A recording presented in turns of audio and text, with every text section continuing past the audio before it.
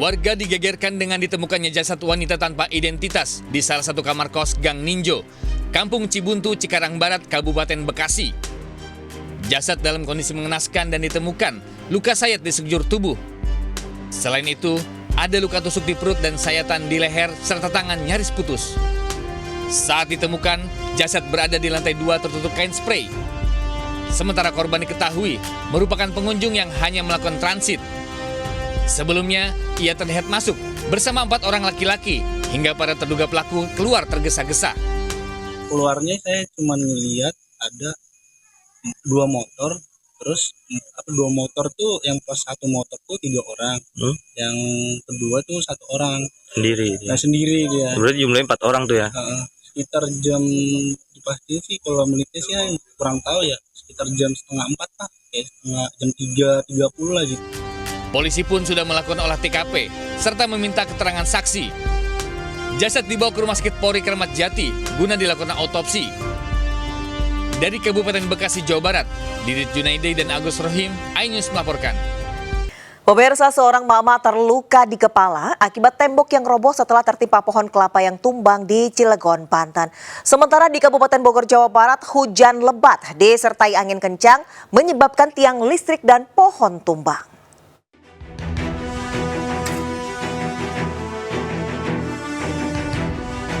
Dapur rumah warga rusak parah akibat tertimpa pohon kelapa yang tumbang di Kampung Cilodan, Gunung Sugih, Ciwandan, Cilegon. Bahkan akibat kejadian ini, Nike Yuni Safrinah, 45 tahun, terluka parah di kepala akibat tertimpa dinding dapur yang ambrol. Kejadian bermula saat korban tengah memasak di dapurnya. Tiba-tiba pohon kelapa yang sudah miring di belakang rumah ambruk dan menimpa dapur. Korban dievakuasi ke puskesmas, namun karena luka parah, ia dirujuk ke RSUD Cilegon. Dari Cilegon, Banten, Iskandar Nasution, iNews melaporkan. Tuh, kejadian. Pohon roboh, timpa imah. 2 tiang listrik dan pohon yang lapuk roboh saat hujan disertai angin kencang melanda wilayah Bogor. Bahkan tiang listrik ada yang menimpa rumah warga hingga membuat akses jalan raya Batok sempat tersendat. Akibat kejadian ini sempat dilakukan pemadaman listrik agar tidak membahayakan warga. Akibat kejadian ini, 1 rumah warga tertimpa pohon tinggi berumur tua.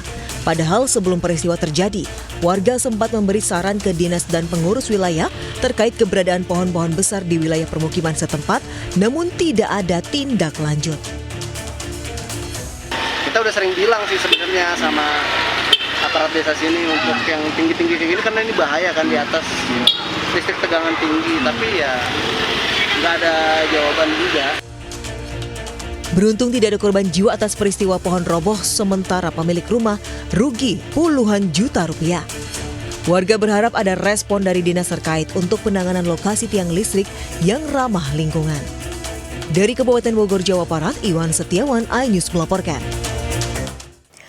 Oknum pengacara ditangkap polisi karena membawa senjata api serta narkoba jenis sabu dan ganja di Jakarta. Kini ia masih diperiksa intensif anggota Polres Metro Jakarta Pusat.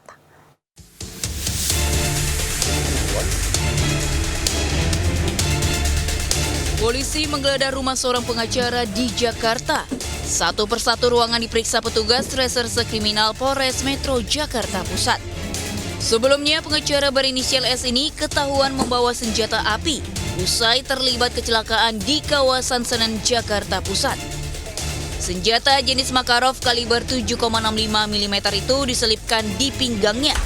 Sementara di dalam mobilnya, polisi menemukan senjata laras panjang, airsoft gun rakitan serta narkoba jenis sabu ganja, juga 9 butir obat keras.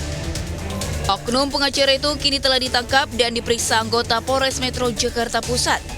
Ia pun telah ditetapkan sebagai tersangka kasus kepemilikan senjata api ilegal dan narkoba. Dari Jakarta, Rani Sanjaya, iNews melaporkan.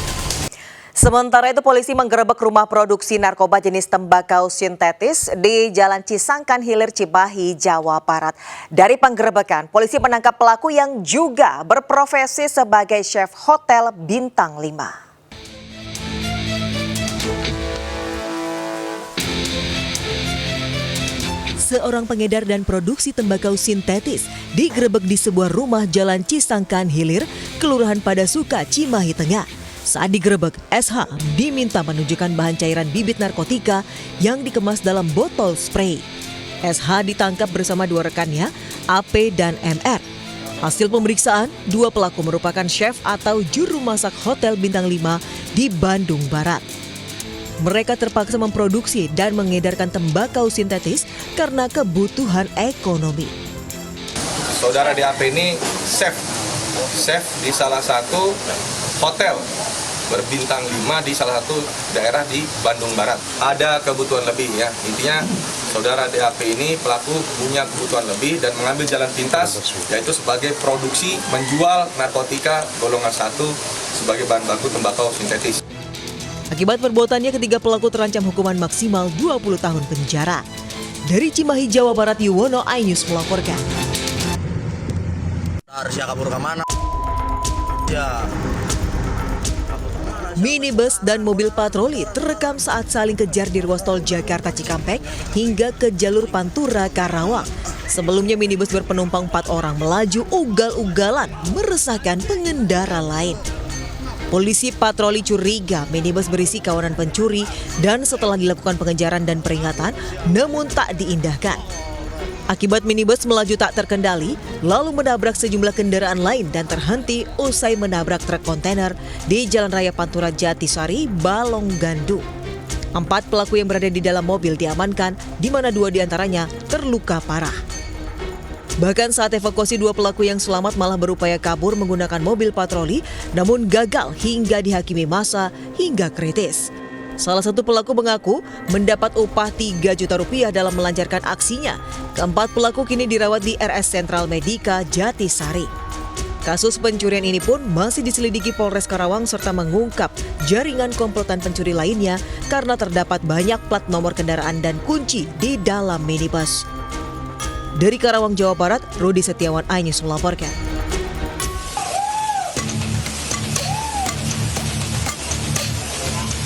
Akibat diguyur hujan deras, banjir bandang menerjang ratusan rumah warga di 4 kecamatan di Kabupaten Cianjur, Jawa Barat, Sabtu malam. Warga pun berusaha menyelamatkan diri dari terjangan banjir. Warga hanya pasrah melihat barang-barang mereka hanyut terbawa banjir. Selain rumah, sejumlah kendaraan motor maupun mobil terseret arus banjir hingga sejauh 50 meter. Akses jalan perumahan pun ikut terendam banjir sehingga sulit dilintasi kendaraan. Pasca banjir surut, sejumlah warga di Kampung Puncak Manis, Desa Selajambe, Kecamatan Sukaluyu, sibuk membersihkan material sampah dan lumpur. Warga juga memindahkan perabotan yang bisa diselamatkan dari terjangan banjir. Tahuan tiba-tiba gitu, jadi pas neok ke sini lah kok air udah tinggi gitu. Ya elektronik nggak sempet ya ini juga nih, nggak bisa, jangan kan nyelamatin ya paling anak kecil, terus yang ingat aja lah sih. Saat ini warga yang rumahnya terdampak terpaksa mengungsi ke rumah kerabat atau tetangga.